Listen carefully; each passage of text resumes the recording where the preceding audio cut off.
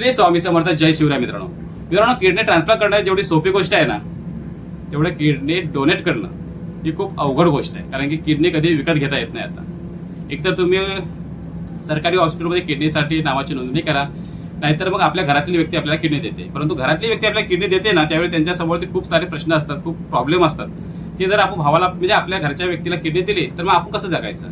पुढे आपल्याला life time गोळ्या सुद्धा खाव्या लागतील, या काहीतरी आपल्याला प्रॉब्लेम येईल ना. म्हणजे आपण एका किडनीमध्ये राहायचं, जर समजा ती पण किडनी खराब झालीच, बघा आपलं आयुष्य कसं होईल. म्हणजे दुसऱ्याच्या मुळे आपलं सुद्धा आयुष्य म्हणजे संकट टाकू शकतो. तर ह्याविषयी तुम्हाला बोलणार आहे.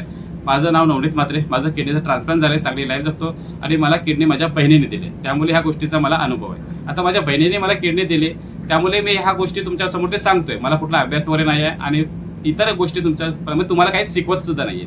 ज्या गोष्टी अनुभवल्यात त्या गोष्टी इतरांना खूप फायदेशीर ठरतात, मला समजतं. कारण खूप लोकांचे मेसेज सुद्धा येतात, बरं वाटतं आणि आपण त्यांना मार्गदर्शन करतो ना, त्यासुद्धा आपल्याला समाधान भेटतो.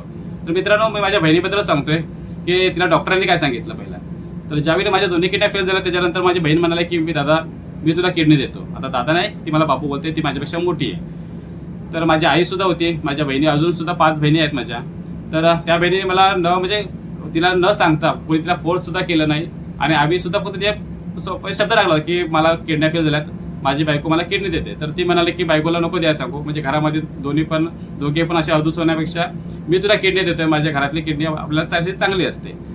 मग डॉक्टरांना मी विचारलं की डॉक्टर, माझ्या बहिणीने मला किडनी दिली तर चालेल का.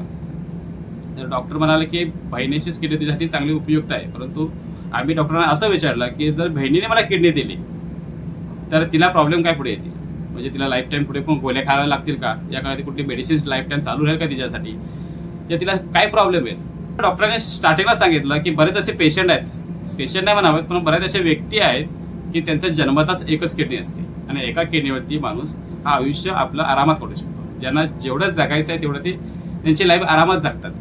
मग किडनी डोनेट केल्याने आपल्याला कोणताही प्रॉब्लेम येत नाही. फक्त काही पथ्य असतात ते आपण पाळायचे, त्याची आपण हलगर्जीपणा करायची.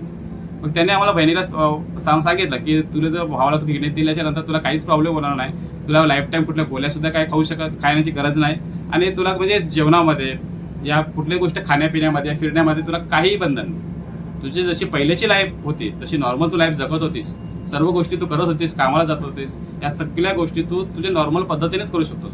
प्रॉब्लेम कोणाला असतात, अटी कोणाला असतात, ज्या व्यक्तीला आपण किडनी बसवतो त्याला, त्याचं ट्रान्सप्लांट होतं त्याला सर्व गोष्टीच्या बंधनकारक असतात, म्हणजे त्याला लाईफ टाईम औषधं खायला लागतात, म्हणजे आम्हाला.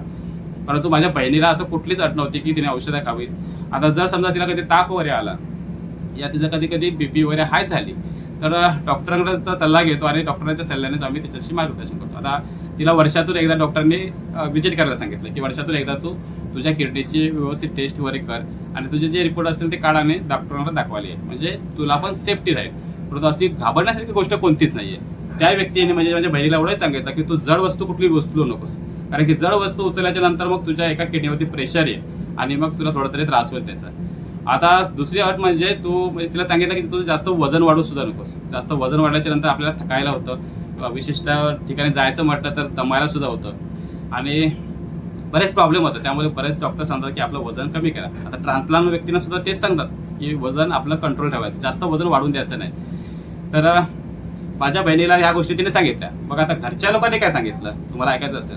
मित्रांनो, घरच्या लोकांनी तिला काय सांगितलं मला माहिती नाही, परंतु आता काही लोक असे असतात की समजवणे असे असतात की बघ आता तू पण तुझ्या मुलांचा विचार कर, तुझ्या घरच्यांचा विचार कर, तू भावाला किडनी देतेस, तुझे आयुष्य पुढे लाईफ जगायची आहे, अशा बऱ्याच गोष्टी तिला सांगितल्या असतील. परंतु त्या गोष्टीकडे तिने लक्ष तिने दिलं नाही, कारण की आपल्याला एखाद्याला द्यायचं आहे म्हणजे द्यायचं आहे असं ती स्वतःच्या निर्णयावर ठाम राहिली.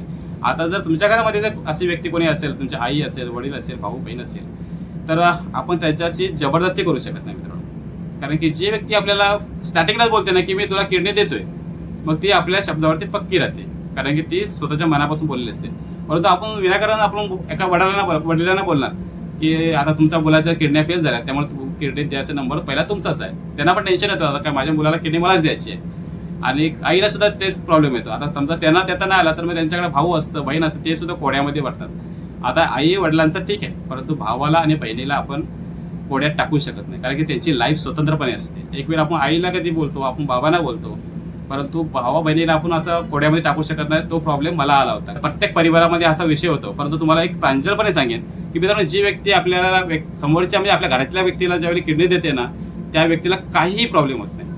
काही म्हणजे काहीच प्रॉब्लेम होत नाही. तिची लाईफ तो स्वतःच्या मर्जीने म्हणजे व्यवस्थितपणे तो जगू शकतो, व्यवस्थितपणे तो राहू शकतो. तिच्या लाईफमध्ये तिचं लाईफ जेवढं तिला जगायचं आहे ना, तेवढी ती आरामात जगू शकते. माझ्या बहिणीला तर कुठल्याच प्रकारच्या गोळ्या चालू नाही आहेत, कोणत्याही प्रकारचा तिला त्रास नाही. ती जॉबला जाते, जॉबवरून घरी सुद्धा येते, चांगली नॉर्मल लाईफ जगते.